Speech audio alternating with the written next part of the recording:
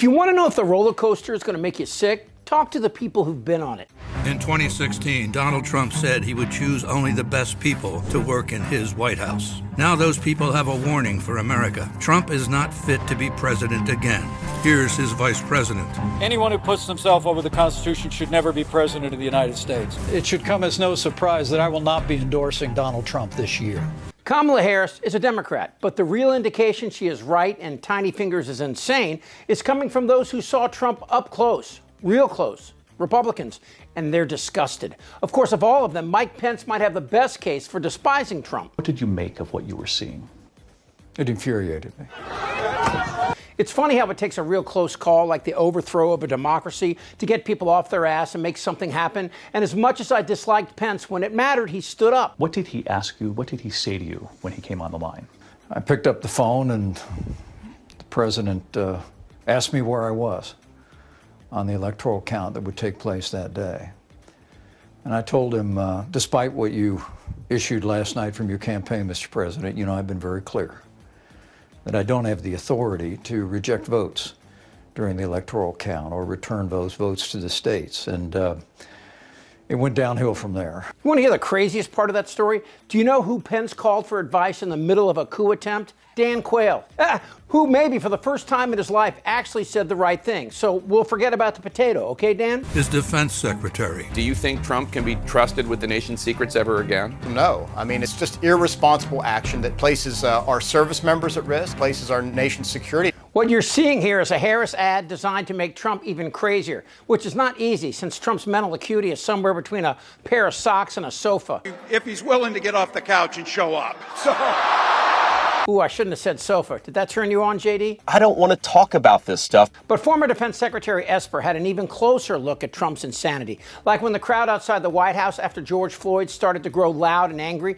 I brought my Bible. Trump wanted to know if he could shoot them before he went and hid in his bunker. Well, as I recount in the book, General Milley and I get called to the White House early that morning, and we report in, and people are already assembled. And almost immediately, the president begins, shouting that he's very irate that the protests were occurring. And so his frustration, really grew to the point where he was talking about invocation of the Insurrection Act and the deployment of 10,000 active duty troops into the streets of the nation's capital. Look, it was obviously a very shocking and troubling remark for the president to suggest that we shoot protesters, we shoot Americans in the streets of the nation's capital. And needless to say, I suspect others there were all taken aback by that notion, and successfully were able to push back on that and come up with, a proposal that didn't call for that. The Republican Party is, well, dead. This isn't their Republican Party anymore. These Republicans are speaking out, not so much for Harris, but against a scenario of this thing once again wielding power. Trump never was a Republican. He was always just Trump, and he cares for no one but himself, with the possible exception of Ivanka. Although she does have a very nice figure. I've said that if Ivanka weren't my daughter, perhaps I'd be dating her. Stop it! Oh, it's so weird. No one else has ever mattered to him because he's a sociopath. I don't care about you. I just want your vote. I don't care. But John Bolton, who is as heartless and as arrogant as anyone inside the Beltway, is a voice to listen to when it comes to Trump. His national security advisor. Donald Trump will cause a lot of damage.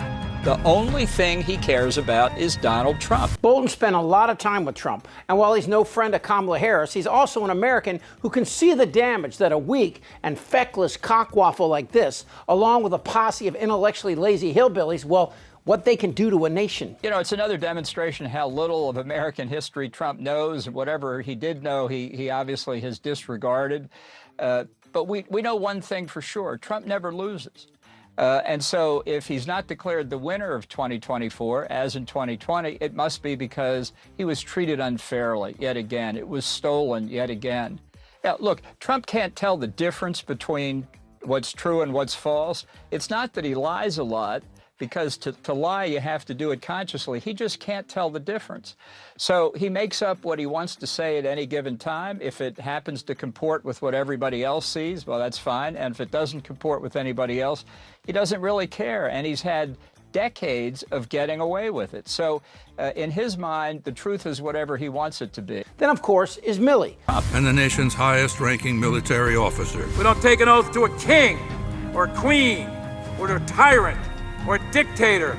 we don't take an oath to a wannabe dictator. The general who on January the 6th was so concerned that he phoned China to say our government's under control, we're not going to war.